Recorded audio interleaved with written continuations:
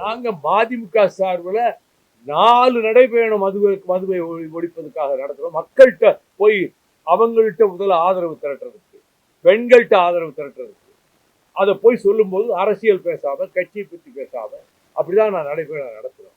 இப்ப திராவிட முன்னேற்ற கழக அரசும் மதுவிலக்கை பூரணமாக அமுல்படுத்த வேண்டும் என்பதுதான் எங்கள் கோரிக்கையாகும்.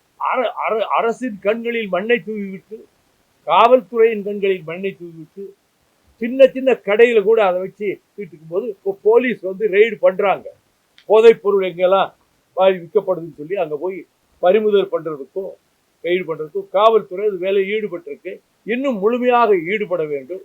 மக்களுக்கு வந்து இந்த போதைப் பொருள் உங்க பிள்ளைகளுக்கு வாழ்க்கையை கெடுக்கிறது மட்டும் இல்ல, அவர்கள் இப்படி கோவையில் நடைபெற்ற சம்பவம் போன்ற கொடூரமான சம்பவங்களிலும் இந்த போதைக்கு அடிமையாகிறவர்கள் ஈடுபடுகிறார்கள் என்பதையும் மக்களிடம் விழிப்புணர்வு பிரச்சாரமாக செய்கிறது இந்த பயணத்தினுடைய நோக்கங்களில் ஒன்று.